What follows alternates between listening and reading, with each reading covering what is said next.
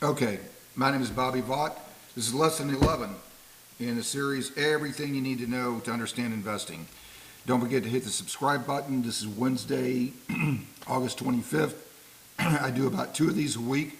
The lesson 12 will come out on Wednesday. This is, said that backwards. This is Sunday, August 25th, 2024. Next lesson will come out on Wednesday. And don't forget to hit the subscribe button so you'll know exactly when it hits. Okay, so today we're going to talk about dollar cost averaging, understanding dollar cost averaging. I'm going to give an example of how it works.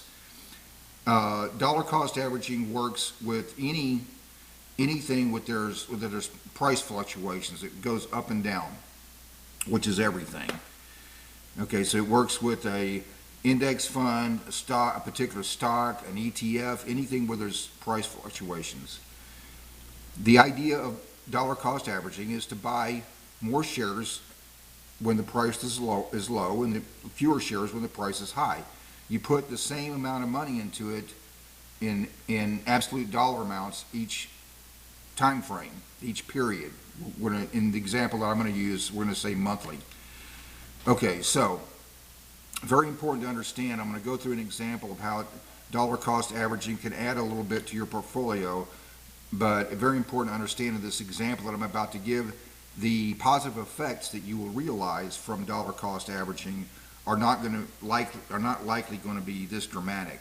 In this example, I'm going to use very dramatic price fluctuations just to help illustrate the positive effects of dollar cost averaging. When you actually put into practice, the gains on dollar cost averaging are not likely going to be this high.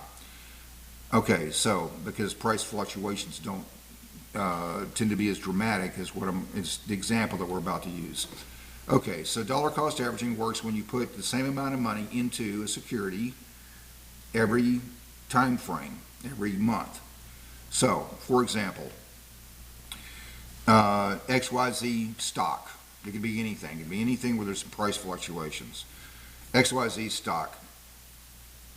You have, let's say it's $10 per share, and you're going to put $100 per month into it, and every month you're going to buy $100 worth. So the first month it's $10 per share. You invested $100. You bought 10 shares. Value of your account $100. Second month, the price goes from $10 up to $20. You're still investing $100 per month. 100 divided by 20, you bought 5 shares that month. Okay, so the 10 shares that you had before, plus you bought 5 more shares, gives you a total of 15 shares times $20. Value of your XYZ stock is $300. Third month, price goes all the way back down to $5 per share. You're investing $100 per month, so 100 divided by 5, you bought 20 shares the third month. Okay? So now you had 15 shares, you bought 20 more, total of 35 shares at $5. The value of your account would be, 35 times, $175, 35 times 5, okay? Fourth month, the price goes back to where we started, $10 per share. You put $100 into it, you bought 10 shares plus the 35 that you already bought, is 45 shares. The price is $10 per share. The value of your XYZ stock is $450. So you put $400 into it by buying $100, putting $100 into it each month for 4 months. The price is exactly where it was when we started, $10 per share. We didn't talk about dividends or anything like that. So you put $400 into it, yet the value of your XYZ stock is not $400, it's $450. You made $50 due to dollar cost averaging. Okay, by the way, it's very important to make sure you get the terminology right. It's not cost averaging, dollar costing, dollar averaging, it's dollar cost averaging. If you were in the securities business, it's actually a legal standard. You have to say the whole thing, dollar cost averaging. Okay, it's the correct term. Okay, so, that's just kind of, in the way the reason it's possible is because you bought fewer shares when the price was higher. So when the price dipped, you're losing the same amount per share, but you bought fewer shares. When the price is low, you bought more shares, so when the price goes up, it goes up, you bought more shares, so it has more effect when the price goes up. Okay, that's the reason for dollar cost averaging.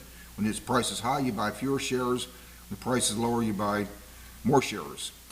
In our example, you made $50 on a $400 investment in 4 months without taking into account dividends or anything like that. Again, I want to emphasize very heavily, though, in the real world, when you start investing, yes, you're going to benefit from dollar cost averaging. Your gains are not likely going to be as dramatic as in the example that we used here. I used very, very dramatic price fluctuations from 10 to 20 to 5 back to 10, just to help illustrate the effects of the positive effects of dollar cost averaging. So, over the course of time, over the course of many years, it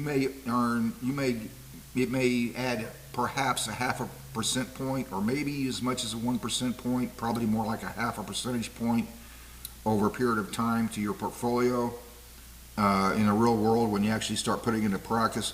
However, that's significant. Over the course of many years, it adds up. Okay, so now we understand dollar cost averaging. So, lesson 12, this is Sunday, August 25th. Lesson 12 will be on the 28th, on Wednesday. Don't forget to hit the subscribe button so you'll know exactly when it comes out. And we've covered a lot of territory so far, still a lot more things to talk about. So, hope you had a great weekend, and hope life is treating you well. Until next time, until Wednesday, see you then.